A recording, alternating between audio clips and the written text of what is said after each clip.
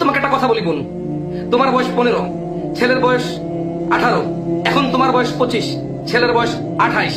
তোমার সাথে ছেলে কথা বলে 10 বছর। বলো তো, ওই ছেলে তোমার সাথে 10 বছর কথা বলেছে, ওই ছেলের সাথে তুমি কোনো বিবাহের সম্পর্ক ছিলা? তোমার ভাই লাগতো সে, তোমার বাপ লাগতো সে, তোমার চাচা লাগতো সে, তোমার মামা লাগতো সে। তোমার সাথে 10 বছর কথা বলেছে, তুমি এটাকে অন্যায় মনে করনি, তুমি এটাকে খারাপ মনে করনি। ওই ছেলের জন্য তো 4টা বিবাহ জায়েজ। তোমাকে আজকে বিবাহ করার পরে যদি কালকে আরেকটা মেয়ের সাথে 10 বছর কথা বলে, তুমি কেন অন্যায় মনে করো? কেন তুমি অন্যায় মনে করো? তোমার বয়স 15, তার বয়স এখন 28, তোমার বয়স এখন 25। 10 বছর সে কি সম্পর্কে তোমার সাথে কথা বলেছে? 10 বছর সে কোন সম্পর্কে ভিত্তিতে তোমার সাথে কথা বলেছে? 10 বছর যখন সে তোমার সাথে বিবাহ সম্পর্ক না থাকার কারণে সে কথা বলছে, তুমি তাকে খারাপ মনে করনি। যেদিনই তোমাকে বিয়ে করলো, 2 বছর পরে অন্য কারোর সাথে কথা বলে, তুমি মনে করো যে ও এটা তো খুব খারাপ, বাজে চরিত্র, দুশ্চরিত্র, একে তালাক দেওয়া উচিত, এর সাথে সংসার করা উচিত না। কেন? বাজে চরিত্রের পুরুষ, সে ঘরে বউ রেখে আরেকজনের সাথে কথা বলে। আরে তার জন্য তো 4টা বিবাহ জায়েজ। যদি তার তৌফিক থাকে 2টা বিবাহ জায়েজ, 3টা বিবাহ জায়েজ, 4টা পর্যন্ত জায়েজ, যদি তার অর্থ সম্পদ সব দিকে তৌফিক থাকে। বিবাহ করা ছাড়া তোমার সাথে 10 বছর কথা বললে অন্যায় না, বিবাহ করার পরে কারোর সাথে কথা বললে অন্যায়।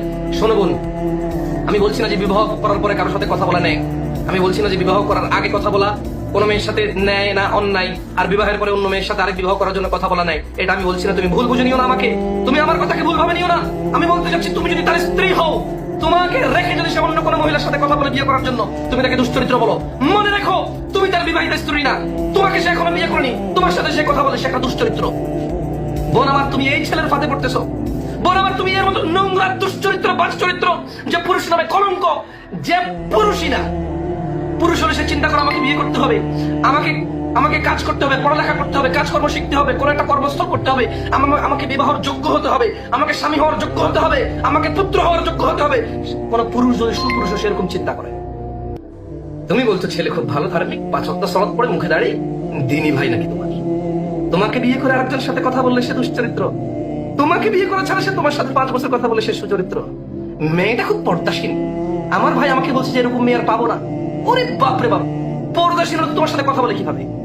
তোমাকে বিয়ে করবে সে বলে কিভাবে? তার বাপ বেঁচে আছে, তার বাপ মরে গেছে, তার বাপকে বলুক, সে তার বাপকে বলুক। বোন আমার, এই দুশ্চরিত্র, বাজে চরিত্রের বেকার, অলস, নির্বোধ, হাবাগোবা এই ছেলের কথায় তুমি তোমার জীবন নষ্ট করিও না।